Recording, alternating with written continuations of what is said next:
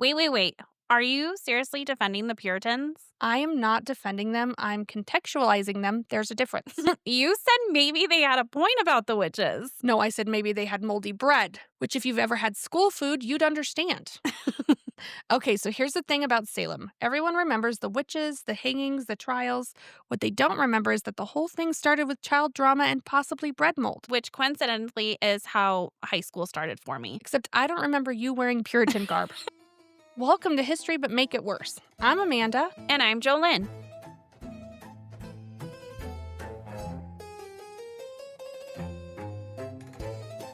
This is the side of Barely Historical where the facts get darker, the jokes get worse, and we say the quiet part out loud. The main feed is the story, but this is what happened when the story got drunk, fell in a well, and came back possessed. Typically, we ruin history responsibly, but here we don't even try. Let's ruin the past. All right, we're going to start with Guess That Sin, Salem edition. So we're going to talk about things that happened in the American colonies in the 1600s, guess how we think their punishment went, and then talk about how it really went. So a man was caught kissing his wife in public on a Sunday. A Sunday? Not the Sabbath. I feel like maybe he just got reprimanded by the preacher? He was put in the stocks for 2 hours for lewd and unseemly behavior. Apparently, marriage was fine, affection was not. Puritan PDA laws protecting the public from joy since 1620. Oh, great. Are the stocks like the animal feed stocks? That's a great question. I don't know. Isn't it where they put their heads in their arms in the thing and they had to hold them in there? Is that a stock? I'm actually going to look. Punishment stocks? Yeah. Yeah. It was like that thing where they'd put them in the wood where their head would be in. So he was required to be in there for 2 hours. That's really not That's that what you bad, get is for it? putting your lips on me. The wife is probably grateful for the break. Probably. All right, let's do number 2, the sin. A woman was wearing lace and colored ribbons on her bonnet. I feel like she got whipped. I mean, yeah, they like to whip women for anything. I mean, really? So what actually happened was she was fined 10 shillings for vanity, roughly a week's worth of wages. Bright colors were believed to inflame lustful urges, and beige was considered the godliest hue. Oh, man. I mean, I'm going to try colored ribbons around my husband. He's going to be so lustful towards me. He's not going to know what to do with himself. Girl, I want to fuck. Okay, our next sin is a young man fell asleep during a sermon. Well, whenever this happened to me when I was a kid, my grandma would whip me with her Bible. But not like whip me, just tap me awake. But they probably did something crazy made him do hard labor. That's my assumption. Well, your guess was kind of good. Oh, it was good. Yeah. I didn't even know that. He was smacked awake by the tithing man's church stick. Tithing man's. I hate that word. I'm going to be know. real. Real job title, real stick. One end had a foxtail to tickle. What? To tickle the women. The other had a hard knob to whack men. Oh my God. Let a man fucking tickle me with a stick. Bitch is going to be laid out. Are you fucking kidding? What is happening? Tickling is abuse. Oh my God. Grandma just would tap me to wake up. She wouldn't beat me with a fucking stick. Well, I guess if you're a lady, you'd get a tickle. That sounds worse. I'd kind of rather be fucking hit. All right. So, number 4. A couple was caught fornicating before the banns were read. Basically, just sex before marriage paperwork. I feel like they'd have to do hard labor together. They were fined £5 each and forced to publicly confess, which is a 17th century version of being tagged in your own scandal post. A few repeat offenders were even whipped for unrepentant lust. Oh, man. Well, we would have been fined. We would have been fined. It's so much sex before marriage. Okay. I mean, you got to know what you're getting into. Quite honestly. This is why they were all upset. That's why, because none of the dicks were copacetic with the girl's vagina. They didn't mesh well. Okay, our next sin is a tavern keeper allowed singing and dancing after dark. Now, remember, this is Footloose era, and so there's no fun, no dancing, no singing here. But babies could be in corners because it's not that fucking movie, because I was wrong about that. Yes.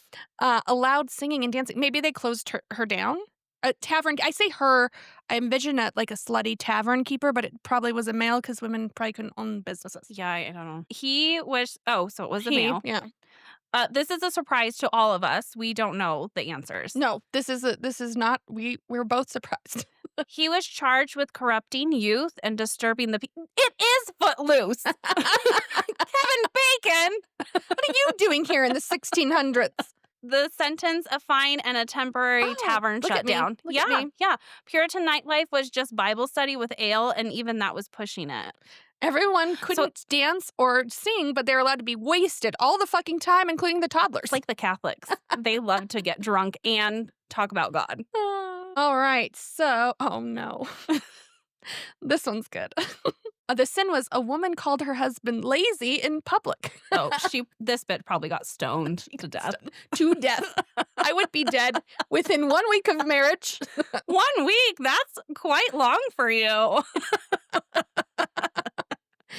Oh, no. Okay, so she was actually sentenced to sit in the town stocks for an hour. Oh, okay. For verbal abuse and disorderly conduct toward the head of a household. You know that man beat her with a stick the night before, and the next day she just wants him to clean a fucking dish and then called him lazy, and she had to sit in the stocks, but that man's allowed to beat her. You know, our husbands can't hear this because they're going to be like, oh, this is ideas. Just kidding. Yeah, right. They're too scared of us. They're too scared of us. It's fine. Marital advice of the day: suffer silently or get nailed to wood. Okay, our next sin. A farmer worked in the fields on the Sabbath because his cow was calving. Oh, so he was helping. He was being a midwife. So he had to just let it calve on its own? Like, bitch, you do it. I'll watch. Yes. What do you think happened? Okay. Well, maybe they just took his cow. I mean, which sucks because if they had a cow, they were rich. Oh my gosh. Well, let me tell you. So his first offense, you get fined 10 shillings. Second offense is a public whipping. And third is excommunication. So basically, choose between your cow and your fucking soul. Which one is more important to you? The Puritans were so intense. I don't understand. Damn. All right. This is us at a funeral. A teenage girl laughed during prayer and later admitted she was thinking about a boy. Oh, that's the part that probably did her in. It's like, you laughed. Well, that's not good. You can't But you thought about a boy? Did it tickle your puss? I was like, well, do we want to go far enough to say puss on this podcast? I'm going to guess she was probably whipped. Yes, she was whipped and forced to fast for 3 days. 3 days? She's like, barely can eat as it is. Oh my gosh, Liza wouldn't make it. Liza would be donezo here. Yes. Like, bitch, I've been hungry. I am hungry. I need vegetables. Court record actually said the devil entered her thoughts by temptation of mirth. Huh? What is... Isn't mirth a smell? Like, I just think of... Oh, no, that's myrrh. Oh. I'm like, yeah, mirth is a smell. What is mirth? Let's see. Let's see what mirth is. What's mirth? I don't know. Amusement. Especially as expressed in laughter. So, just being happy. Sorry. Bitch, die. Be sad. Be more sad. And not horny at all. And that, friends, is why the Puritans didn't need witches. They already had rules that made everybody miserable. The real curse was just the moral code. That was good. Those were good. That was such a good idea. What's going to happen if we just think we're funny and nobody else does? I think others might. Or we'll just have this podcast to listen back to and laugh at ourselves. It's fine. All right, let's go into part 1, the village with a personality disorder. Before we talk about the witch trials, you have to understand Salem village itself, not Salem town, which was nicer, coastal, and vaguely civilized. That sounds lovely. I know. When you go now to Massachusetts, Salem town, so the nicer one, not the one that this happened in, is actually Salem. Yes. And then Salem village, where everything actually happened, is something completely different. I learned. Oh, okay. Yeah. The village was 5 miles inland, smaller, colder, and poorer. All farmland, bad harvests, and people constantly in court suing each other over fences and cows. So they've already had problems here. Yes, they've already been pissed at each other constantly. It's a HOA, always mad. It is an HOA. Salem village is a big old HOA with issues. Yeah. Oh. My husband wouldn't do well with the HOA. It wasn't just a town, it was a social experiment in resentment. Around 200 people lived there, spread out across a few miles of woods. No inns, no real government, just a meeting house, a tavern, and a graveyard that was doing steady business. So, Meeting house. Is that like a courthouse kind of thing? I yeah. don't know. Is it just a place, an excuse Well, for men to a leave their wives at home? meeting house is just like, yeah, just Like like a town hall, Okay. like a modern day town, Okay. like a prehistoric town hall. Prehistoric. Most homes were single-room log boxes with a dirt floor and a fireplace that smoked more than it warmed. Families slept together for heat, ate whatever they could grow, and spent their evenings praying that they wouldn't starve or freeze. If you had livestock, you were doing fine. If you had a bed that wasn't straw, you were rich. Dang. So you could like not have a straw bed then. Yeah, but we wouldn't have been rich here. This is billionaires that had beds. Think about that. Oh, Yeah, we were just okay. sticking with a straw in our ass crack. Well, and everyone blamed everyone else for their problems. Property disputes, church politics, jealousy. That was Salem's real religion. They lived by the Bible, but sued by the week. Gosh, sounds fun. Litigious as fuck. At the center of all that tension was the minister, Samuel Parris. He had arrived a few years earlier from Boston after failing in business and deciding God was the safer investment.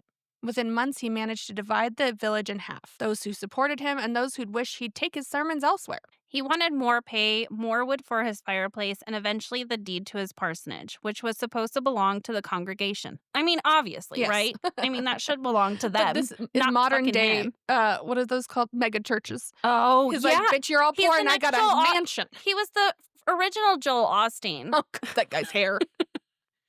When they refused, he called them servants of Satan. So by 1692, one side was praying with him and the other was praying against him. Living in that household were his 9-year-old daughter Betty, his 11-year-old niece Abigail Williams, and an enslaved woman named Tituba.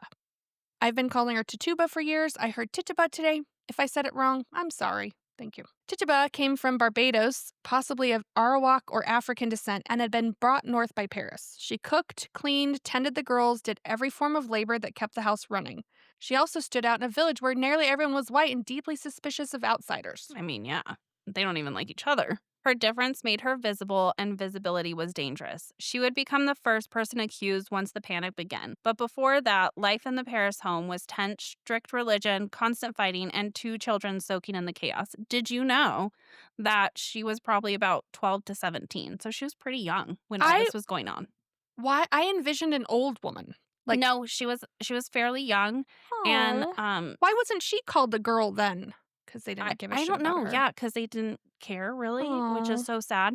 And then she was also beat for weeks until she confessed everything. Oh my god. Yeah, Samuel beat it into her and I was like, "You're confessing." hate that It's motherfucker. so terrible. That makes me so sad. I know it would make you sad. I love your facts. This is great. Then in 1692, the girls began having what people called fits. They screamed suddenly during prayer, barked, collapsed, and complained of invisible pain.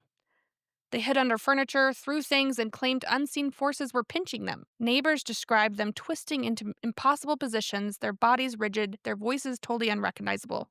Like the fucking, what's that movie? Exorcist. Yeah. Oh, man. Oh, you love a good I exorcism movie. hate that movie. The family called the doctor, and the doctor said, No more monkeys. "No more monkeys jumping on the bed." No, he examined them, found nothing physically wrong, and declared the cause beyond natural. That phrase, beyond natural, was all the village needed. If science couldn't explain it, God or the devil would. And that was it. I mean, I call my children beyond natural all the time, but I don't think the devil's in them. I just think they're children. Maybe you're wrong. They think I am, so. Instead of thinking maybe they're cold, hungry, or traumatized, the adults landed on the devil's in the parsonage. Everyone starving stinks and is mad, and they're like, what's wrong with these young girls? I wonder if this has affected them. The devil. It's the devil. For sure, the devil. Because that made sense in a place where every drought or fever was already God's punishment. Fear spreads fast in small places. Soon, other girls claimed the same symptoms. The minister called for fasting and prayer. The neighbors whispered about witchcraft. And then the accusations began. First, Tituba, the obvious scapegoat. That poor girl. I know. I literally, since She is a girl. She's just a girl. 30 years almost, I've envisioned in like a woman in her 50s or older even. I did too. I thought she was, well, you didn't live past 35. Well, So, but there was that one still, old lady. Yeah. But still, I did think that like she was I don't think she was Older, not a teenager. teenager. Yeah. Or a child. Actually, if she Yeah, was closer yeah. to 12, she's a child. Technically, I mean, they called Abigail Williams a child because she Yeah. was 11. Then Sarah Good, a destitute woman who begged for food and insulted people who turned her away. And Sarah Osborne, older, ill, and socially unacceptable for marrying a servant and skipping church. I'm jumping ahead a little bit, but it'll come back. So Sarah Good had a daughter, Dorothy Good. Mhm. She was one of the youngest accused. Guess how old she was? I actually do know the answer. Yeah. Did you find that one too? No, I just okay. know she was like less than 5, like toddler age, Yeah, right? she was like 4-ish, Yeah. they think. Yeah, and they said that she was animalistic and deranged. Yeah, because all 4-year-olds are animalistic and Have you deranged. met a 4-year-old? They are wild animals. Think about Aiden Costco. But the sad part, I mean, all of it's sad, but the sad part of this is that she obviously had no idea what was happening, but still Aw. confessed to the crimes. So, did she get murdered? No, she spent 7 months in prison and was released on bond after her admission. Yeah, she was bonded out. The 4-year-old. She's like, I got this shillings in my pocket. Can I get out of prison, please? But during the time she was in prison, her mom was hanged. Oh my. So, was Sarah Good?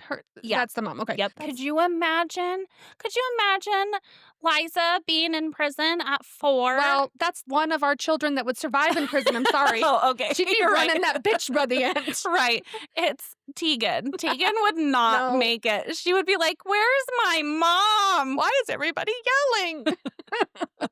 3 women who didn't fit the mold, poor, sick, or enslaved, plus our little girl. And that was enough. In a town obsessed with purity, they became the embodiment of evil. Once those names were spoken, the village couldn't stop. Neighbors pointed fingers at neighbors. Every argument, every misfortune suddenly had a villain. People claimed they saw ghosts in fields and shadows in doorways. I would call the neighbors over here, that people. I'm not going to tell you who, just in case you are my neighbor. Sorry, neighbor. But the one that, remember when we got our tree cut down and the lady yelled at the tree cutting person? Yes. Yes. I want them. They're witches. They never leave the house. They are weird. It is weird. By February, fear was the only language anyone spoke. The Salem witch trials hadn't started, but the panic had. Part 2, the trials begin, aka the worst court show on earth. Here's where everything goes off the rails. After months of accusations piling up, jails overflowing, Massachusetts decided to make it official. They set up a special tribunal, the Court of Oyer and Termine. Did I say it right? Yeah, I think so. Which sounds fancy in French, meaning to hear and determine, which is super ironic because they didn't hear nor determine. The colonial government had been in chaos since their royal charter was revoked in 1684. For almost a decade, they'd been governing on technicalities. When the new charter arrived in 1692, Governor William Phips stepped on a goat. Stepped on a goat. Or he stepped on a goat. He stepped off a boat and straight into crisis. Hundreds of accused, witches rotting in jail, and a fucking toddler. So he did what any man with no plan does. He formed a committee. Obviously. And there were no women allowed on the committee, so there was no sense being had. I'm sorry, but true. The court included Lieutenant Governor William Stoughton, Chief Justice, and several other local magistrates who all had one thing in common, being male. A deep belief... got dicks in common. They got dicks. A deep belief that the devil was running a subscription service in Essex County. So I know a fun fact about William Stoughton. He was like one of the most evil people in this whole situation. And there is a dorm, I think it is, named after him in Harvard called Stoughton. And there's a town called Stoughton. Yeah, I know there's a town. But why is there a dorm named after him if he was terrible? Well, have you been to the South? Boston's not in the I know, but we do it. We really like to just make people that are evil, turn them into I guess that is true. Historical. A lot of our mountains here are named after fucking shitty ass people. I mean, but we'll keep it. Look at Mount Roosevelt. Is it Mount Roosevelt? Mount Roosevelt? Mount Rushmore? Fuck, my brain is not working. Mount Rushmore is literally on like stolen land. Like it's so controversial, and everyone's like, we're just gonna pretend that's not a thing. It's that fine. Is true. You're right. So, it's just that they don't care. But he was evil. He was one of the worst people, and he attended Harvard. So did one of the When was Harvard? What? That's a great question. We do know history, everybody, and words. We do. I promise. Just not today. No, Harvard was open at some point in his lifetime. And then one of the Mathers, I think it was Increase, went there as well, or was like the president or something. Okay. Which Increase is a fucking awful It's name. the stupidest name on earth. They met in the courthouse in Salem town. The first session opened on June 2nd, 1692, with an audience so big it had to spill outside. The accused were brought in one by one, manacled. Yeah. Exhausted, some having spent weeks in freezing stone cells waiting for trial. The judges prayed, the crowd murmured, and the witnesses screamed on cue. The main form of proof they used was called spectral evidence. That meant if someone claimed they saw your spirit or ghost hurting them, that counted as fact. There didn't have to be a mark, a witness, or a shred of physical evidence. Just someone having a seizure and yelling your name was enough. What if they had epilepsy? Like, we didn't know epilepsy, but what if they really were seizing and everyone's like, she's possessed by the devil? Yeah, but they were yelling names while seizing. Oh, yes, and they were accusing. So yeah, the infected were not, or the inflicted were the ones. Infected is more like it, honestly. It's like a zombie apocalypse, but not. Speaking of marks, one thing I learned about in my research was that if you had a mole... Yeah. Did you see that too? Yeah. Oh, God. So I would have been fucked. You would have been so fucked. But also, I would have too. Yes, but they would have been like, that one's a little bit witchy. That one has so many witches' nipples. It was called the witch's teat or something, witch's nipple. Oh, okay. So essentially, they thought that your devil would suckle off of it. I have one between my boobs. Well, you used to have one on the top of your head, so the devil would suckle on your head. Like tit head. Like tit head. That's where my mind went, was Tithead. And if you are young, you don't know who Tithead is because you don't know what a good movie is. That's such a good movie, too. Is that what's the name? Tithead? Yeah. I don't know. Well, I don't know. That's what I call him. It was theology disguised as law. They believed the devil could not impersonate an innocent person, which is convenient if you're trying to execute all of your neighbors. Goodbye, neighbor. It's the colonial version of if you didn't do it, why are you acting nervous? I'm always nervous. I know. That bitch is legit, in which she's nervous. What if you were previously Catholic and you came from the Catholic Church to become a Puritan and you just have Catholic guilt in you forever? So you're just nervous all the time. What if your parents were always upset with you when you were a child and now you're nervous all the time? You're just anxious. The accused had no lawyers, no right to call witnesses, and no chance to defend themselves. That's really not nice. I know. They were asked to recite the Lord's Prayer without error, and if they stumbled, they were guilty. Lord's Prayer, go, Joe.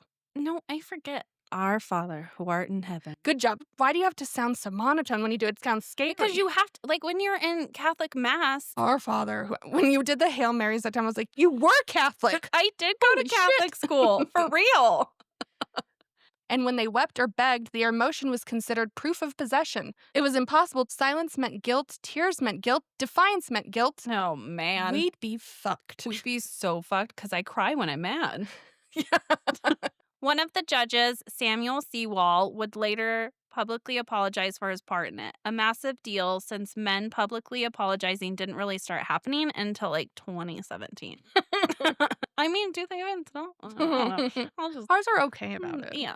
Yeah, ours are good boys. Yeah, they try. He stood in church, bowed his head, and admitted he'd sinned in judgment. The others mostly blamed the devil for misleading them, which feels on brand. Yeah. Meanwhile, the trials became the hottest news in New England. Pamphlets, broadsides, sermons, everyone had wanted updates. It was the first colonial media frenzy, part religious spectacle, part courtroom drama, and all fueled by fear. You could walk into a tavern in Boston and hear people debating which of their cousins might be next. Newspapers didn't exist yet, but rumor did the job better.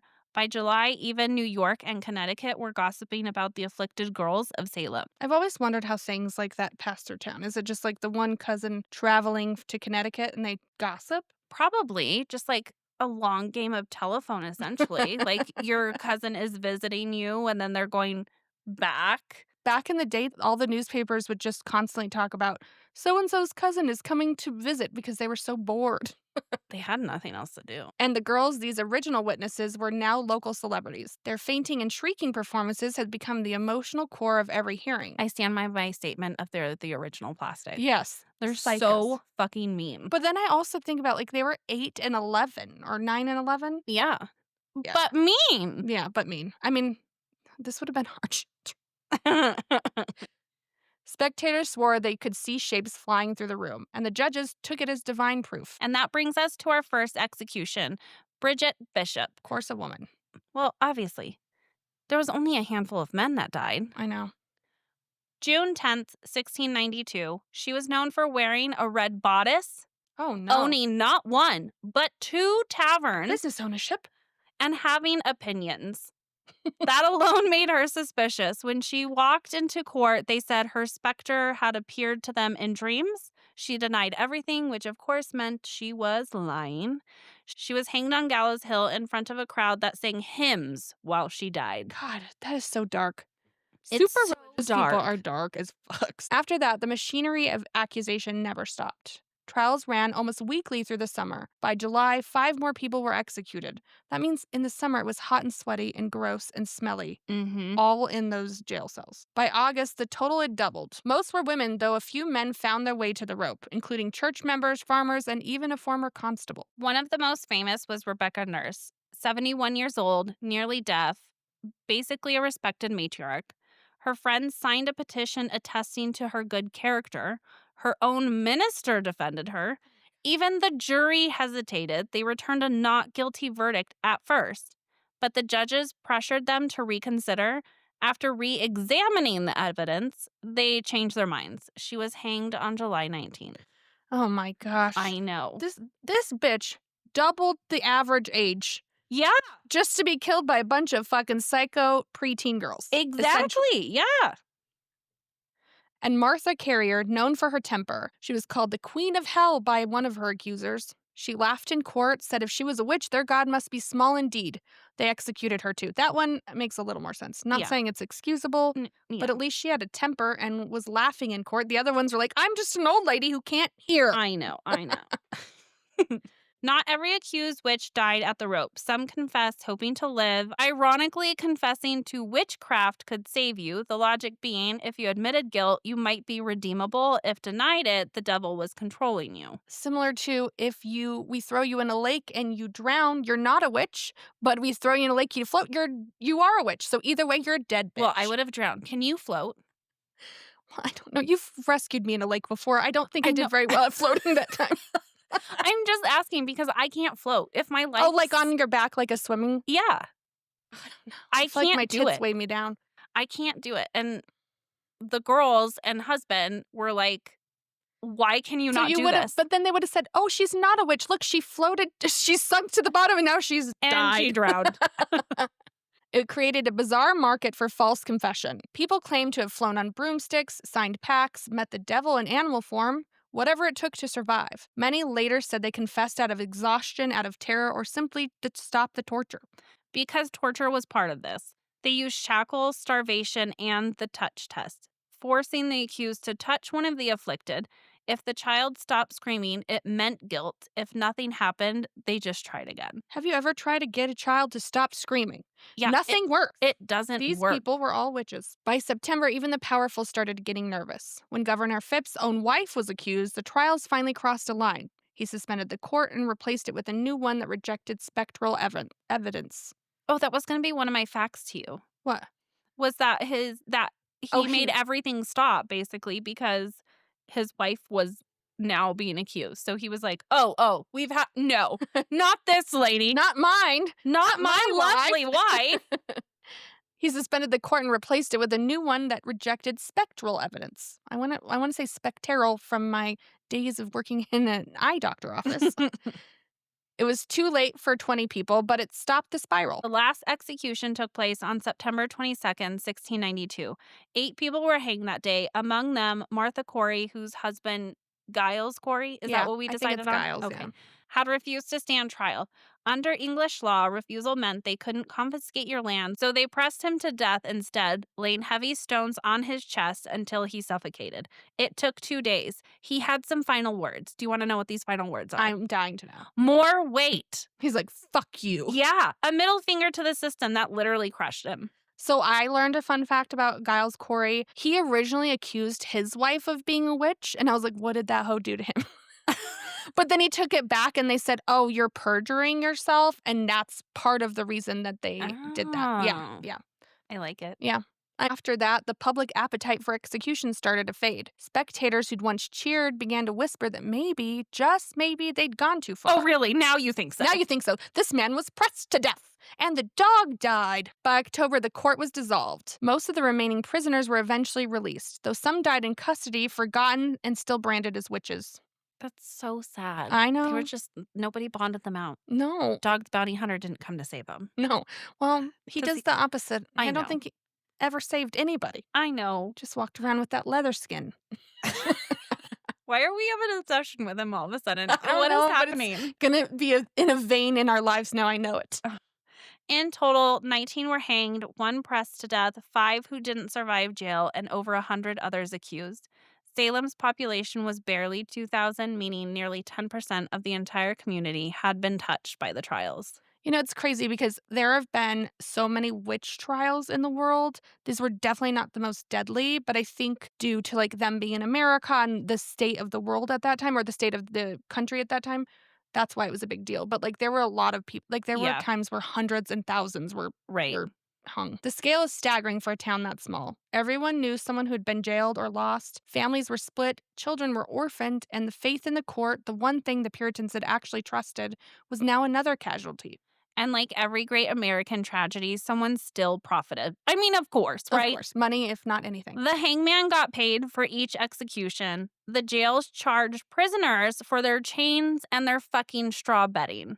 Even confession papers were copied and sold for a fee. I also did read about a woman who was unable to pay her shackle fee, and so she just died in there. But she was found not guilty, but they still charged her shackle fee. Yeah. So in the end, the only winners were the opportunists. Witch panic or capitalism, it's just the same energy, different branding. Man. I know. Right, let's lighten the mood here with the good old Smash or Pass 1692 edition. Okay, history's hottest and least hygienic singles. Let's go. Okay, Cotton Mather. He really was like a tit head. Look at his hair. I know. Look at this one. That's a fucking pass. Oh, yeah, pass. Plus, he was a fucking asshole. It wasn't, I mean, most of the men here are, so.